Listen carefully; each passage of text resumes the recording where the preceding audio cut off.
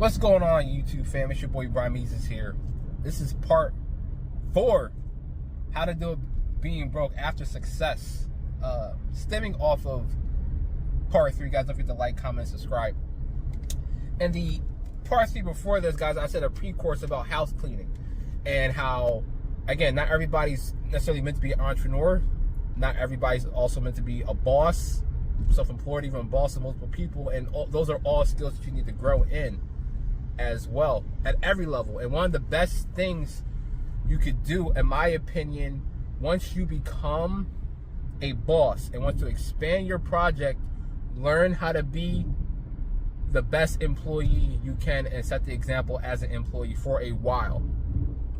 Like, if you want a successful business for a long time, right? For a long time, I mean, you can experience lots of different successes in a short time and whatnot. You can experience a lot of different successes. But I will recommend, if I can go back to myself and recommend something, when I first became a gym owner, I would say, look, I want to be the best employee I can on all fields, from cleaning to selling to teaching, everything. Now, and then like 6 months or so, I made over 6 figures being a coach and a gym owner at Jack's Kickboxing Gym. So I became the owner of Jack's Kickboxing Gym at age 26. It's June 4th, 2018. That's when I became the official owner of Jack's Kickboxing Gym. And I didn't quite know what to expect because I never intended on being a coach. For example, I do a lot of volunteer work at my local mosque. I'm not the best Muslim. So every time I go to the mosque, I see volunteers, I pray for them. I was like, man, it's whatever I screwed up in my life, just to be here at the mosque right now to ask for forgiveness, I feel bad enough, let alone to come here and volunteer. So, and now I'm there. You know what I mean? I was like, I'd just be happy to just go to the matches, get in and get out, and I feel like I'm doing something in my life. But to be there to help out and give back, that's kind of how I ended up as a coach.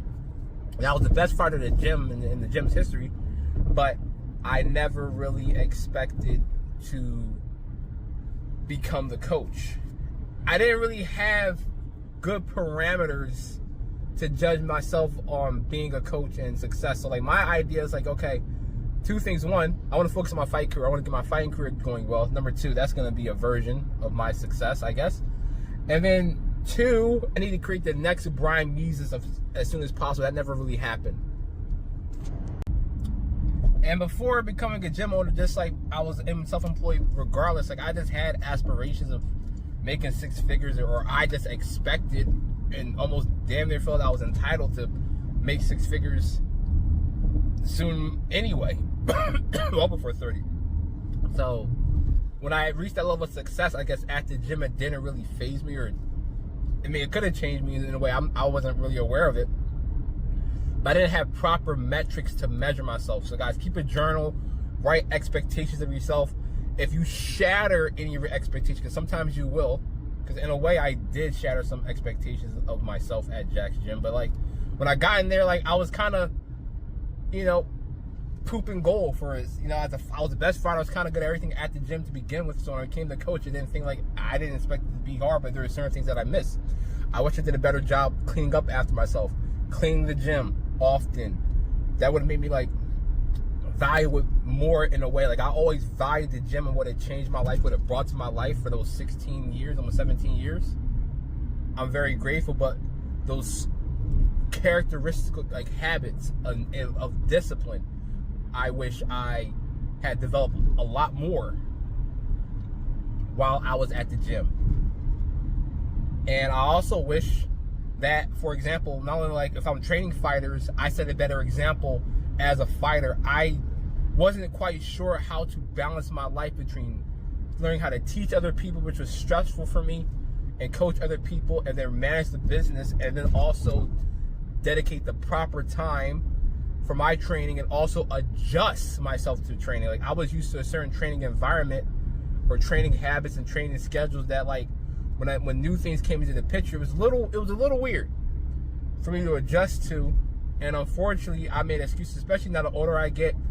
I figure like, okay, it could have been this easy. But a lot of it at the time, I just I just wasn't sure. I wasn't sure, and I want to give you guys that kind of outlet before you guys get into it. If you guys want to become a coach or open up your own gym, or you're a good fighter, this, that, and the other thing, because that's going to be one of the best career paths that you have as a fighter, even if you're successful as fighting, is learning how to teach and coach other people. So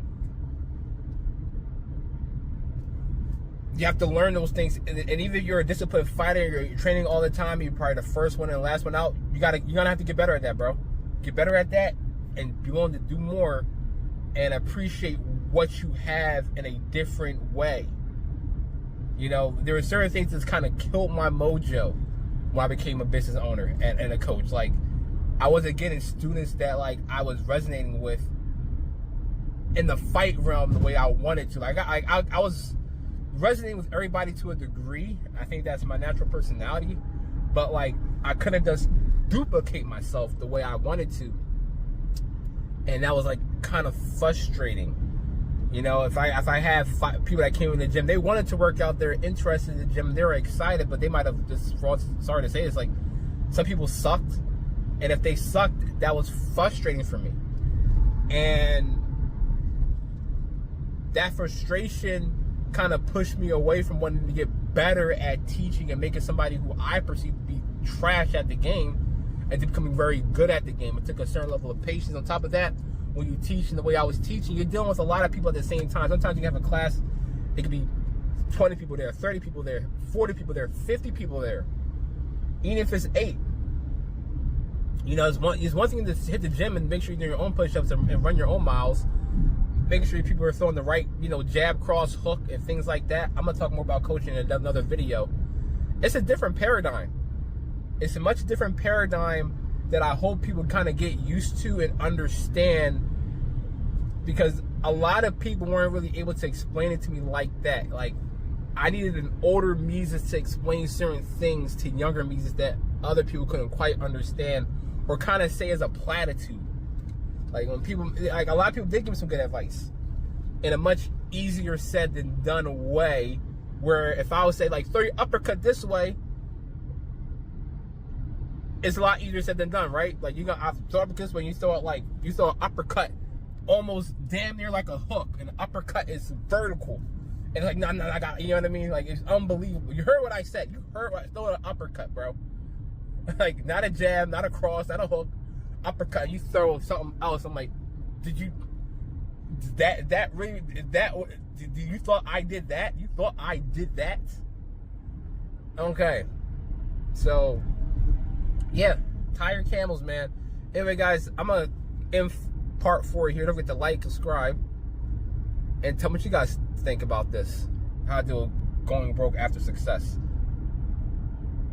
I want to stop you from getting here. I want this video to stop you from getting here if you're reaching some level of success.